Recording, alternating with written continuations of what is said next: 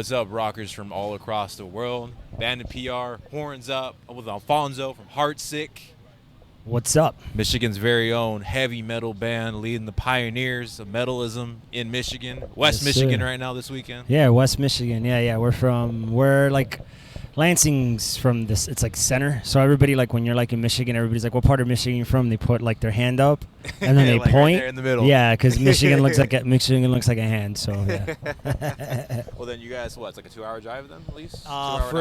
From Lansing to Grand Rapids, about an hour. Oh, okay. Not too bad. Hour 5 minutes tops. Oh, okay. So now all your fans cruise over here too. Yeah. So yeah, it's easy. It's an easy drive. It's not bad at all. Well, you've been here the whole weekend because you were here yesterday too. Yes. You guys had your tent up and everything. Yes. Just love you guys' merch designs. Thank you. Fucking grab Appreciate it. Thank you. Thank you. But dude, how you been liking? This is the first festival of the year. Like, yes, this is the first festival of the year that we get to play, and it's been awesome. And it's cool that it's in our hometown, our home state, realistically. It's like it's surreal to see like this many people back out in the world and like enjoying a rock concert, and it's definitely awesome, man. The vibe is super cool. And it's like there's not a lot of litter, and I love it. Yeah, they've been on point with everything. They're recycling here. They've been really on point with all this stuff. The most clean festival I've seen. So they've been like, I appreciate them for doing that. Yeah. I mean, also it's a very clean state in general too. Yep. How do you like that uphill for stage 2? You know, man. Okay, see, it looks like you're into fitness the way that I am. So for me, I'm okay with it. It's good cardio. I mean, don't get me wrong. I've already gone up the hill 4 or 5 times today, which is not like. I'm definitely not looking forward to going it up again, but it's not the worst, but it's because I'm just like, I can get my cardio in today. Not too bad. I can't go to the gym this weekend, so at least I get the cardio. I mean, I worked out this morning and still, but like, I'm like, fuck, damn it, I got to go up the hill. I'm like, fuck, damn it. So it's like the only one thing I will say about this festival is the hill. The hill, yeah. The hill makes you pay, for sure. And they have a midpoint where you can get a beer for calories. That's right. Well, dude, also huge congratulations. Your guys' new EP that you just dropped 2 days ago. Thank you very much. Thank you. Yeah, that came out Friday. We haven't been able to promote it the way that I would like to promote it on my own socials. I'm currently banned from Facebook. Whoa. Because I told my buddy I would kill him, but playing around in Jokingly, Facebook. like, whoa. Facebook, Facebook that I was. Yeah, but yes, it came out Friday. Really stoked on it. Really proud of the songs. We have the better part of the last 2 years we just spent in the studio, besides playing shows when we could and before COVID, and we ended up recording like 22 songs. So we put out an EP that came out Friday. It's called Cinco, and then we're probably thinking about maybe doing another EP and then with a record. So yeah, we'll see. We'll see what happens. We'll see how that goes. Now I'm already putting it because I haven't released the playlist yet, but nice little hints. I put Animal Instinct as one of my bangers for the year. Cool. Banger awesome. of the year playlist. Thank you. It is a fucking banger. I snorted some pre-workout and hit my max. Just not hit joking. your max. No, it's like I'm putting your guys' sound legitimately, and even going back to your earlier albums and seeing the consistency of your work.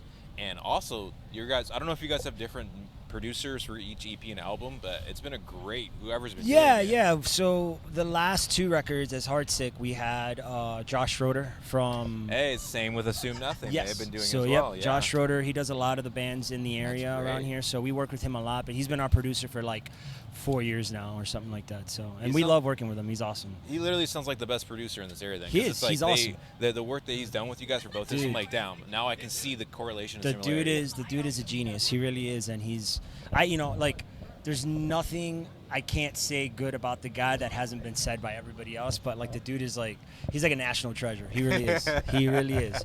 And he's Canadian, so it's funny because he truly embodies the whole like Canada super nice thing. He's just so nice. He's just the nicest guy. Yeah. Super nice guy. So, you guys, are you gonna sit on all this? Are you gonna let this new EP sink in, and then are you gonna trickle out another single afterwards? Yeah, I think we'll let the EP sink in for a good 6 months or something, and then we'll probably start releasing new music again. And then we're kind of having a conversation about, do we want to do another EP? Do we want to do a full record? Do we want to just keep doing singles? And then that's the new way of the future is. Yeah. Right? So we really don't know, but there's a new stuff coming out come December or January for sure. Now, are we going to hear more than Animal Instinct played on an EP today? You're going to hear basically almost all the songs in the EP minus 2. Fuck yeah. So you'll hear, I think, 4 out of the 6 So yeah. And you guys are going on tour September with Yes. Combi Christ. Yes, we're going on tour with Combi Christ in September. It'll That's be a Combi Christ, long King tour. and Uno. It's a good one. That's a yeah, meaty. dude. We've been meeting. That tour was supposed to happen last year, but COVID. Yeah. So yeah. And you guys are coming through my hometown. We're going 1720 Yes. and Brick by Brick. Yes. Which I'll be at one of them. We've only played California one time, and it was the Key Club. Hey, and Key that was Club. like 2008. Yeah, Key Club. Haven't been there anymore. since. Yeah. That's the old stomping grounds for Avenged Sevenfold too. Yep. Never been. So we're gonna definitely finally play the West Coast. So yeah, I'm I look stoked forward to on that. it. That's gonna be a great tour. That's a lot. It is a. You guys are going like a date almost every day. Yep. Yeah, I think we have like 4 days off that whole tour. Back on, smelling each other, all the musty smells. No, man. I go to Planet Fitness every single night, and I take a shower. Baby wipes, no. Planet Fitness Black Card, baby. Get that fine shower. So now, even going kind of like talking about how with Josh Schroeder, the metal scene and stuff like that. What's the metal scene like in Michigan? Because it showed up today. Yeah. This whole weekend it showed up. I really appreciate the metal scene here is freaking amazing, man. It really is. Like, there's so many great bands. Vestigial's killing it right now. Assumnante killed it yesterday. There's so many great Michigan bands from For the Fallen Dreams. You've got I Prevail. You've got We Came as Romans. Yeah. I mean, there's so many really great Michigan bands. Like La Dispute is from here. I'm so surprised there's not like already a Michigan like metal festival just for Michigan. There was. bands. There was. Oh, okay. It was called Michigan Metal Fest. Oh, I was gonna literally say it should be called Michigan Metal Fest. It's called Michigan Metal Fest, but COVID happened last year, so we couldn't do it. So they're thinking about bringing it back in 2022. Oh, I hope so. That sounds so And legit. that was very, very Michigan-based, with headliners, but Michigan-based bands, yes. That sounds like the golden idea, because it's all the bands have been on point live and also in studio. Yep. Especially if everyone's working with Josh Schroeder. Yep. They're coming in really exactly. good. There's a lot of really great bands from here, man. A lot of them. And it's like I appreciate your guys. You guys have actually been around for a good minute. We've been around under a different name, but we've been around as a group, the 3 out of 4 of us, for 20 years. Dang. Yep. And you guys have the best motto. It's right on their website too, and it's like I wish every band does that. And treat every show as its last, and every fan is like the first. For sure. I mean, I think that's something that we came to the conclusion about really early on in the band's like beginning stages, just because it was like, for us, there's no point in like this, and all of this life in general can be gone in any second, right?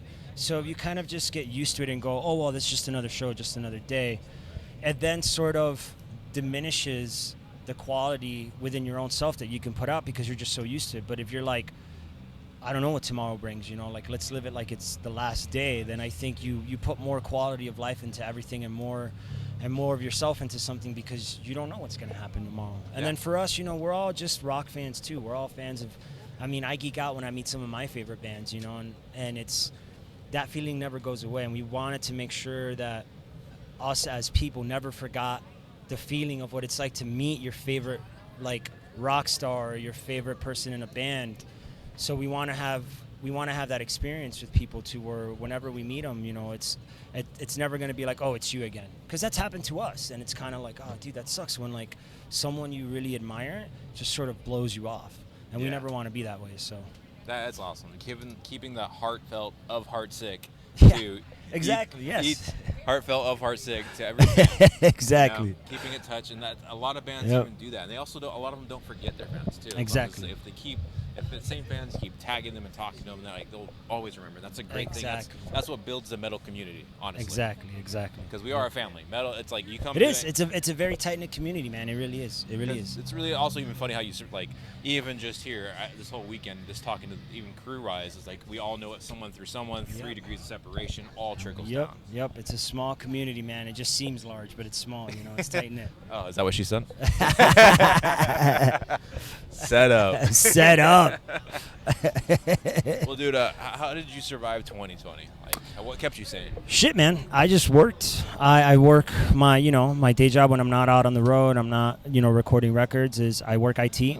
I was very fortunate to be able to work from home, work remote. I have a remote job that I can work.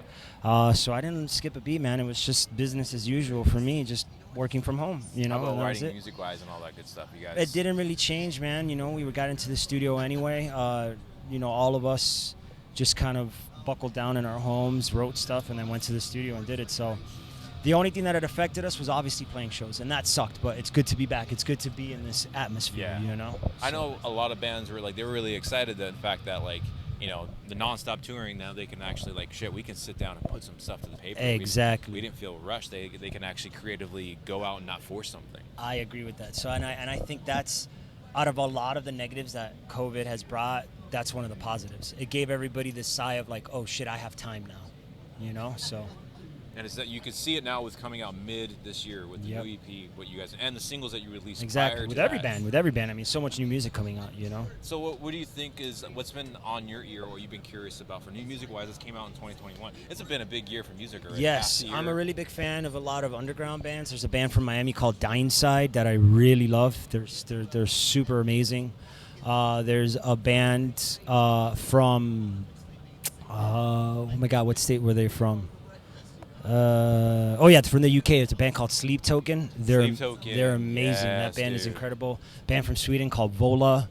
Incredible band. New Fear Factory is sick. Yes. I love Fear Factory. No Dino. So a lot of stuff, man. I'm getting into a lot of stuff. There's a lot of new music out there that I'm like, this is dope. So And it's refreshing, and it's like it brings up to the age-old question that everyone brings up every fucking year. I don't know why, but it's like this year proves it's not.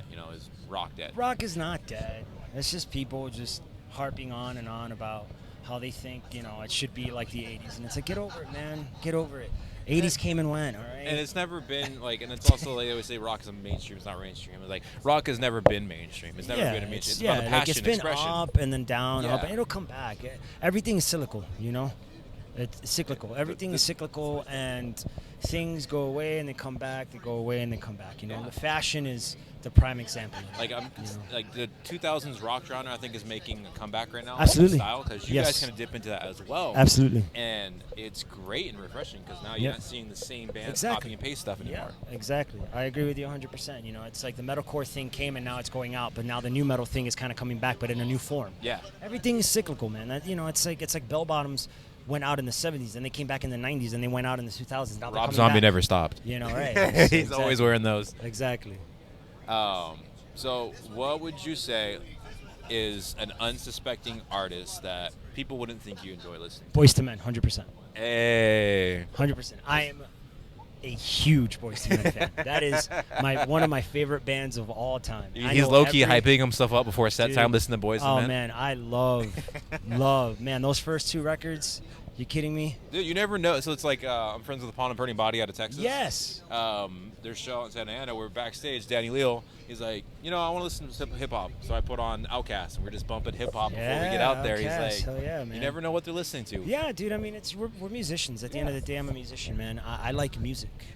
Do I have a favorite form of music? Sure. I'm in a metal band. I love metal. I love heavy metal. Yeah. I love all that is metal. I'm not one of these dudes in a metal bands like, I don't really listen to metal anymore. I'm past that stage. No, I still listen to metal all the time.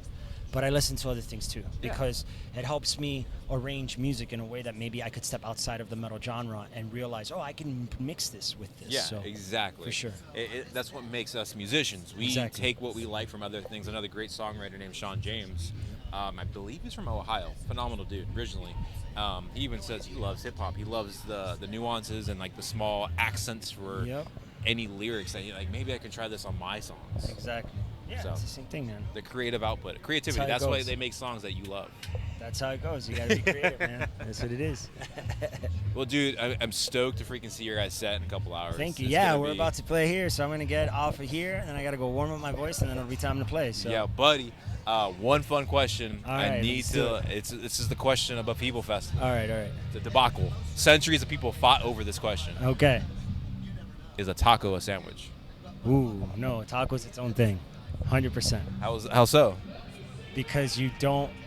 It's just not a sandwich. Like a sandwich has bread.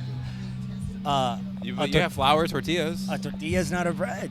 A tortilla is a flour. It's a flour tortilla. But so what about like flatbread sandwiches that are like folded? Man, that's just white people making shit up. So it's like, what about subs? Is that a taco or a sandwich? That's a sandwich.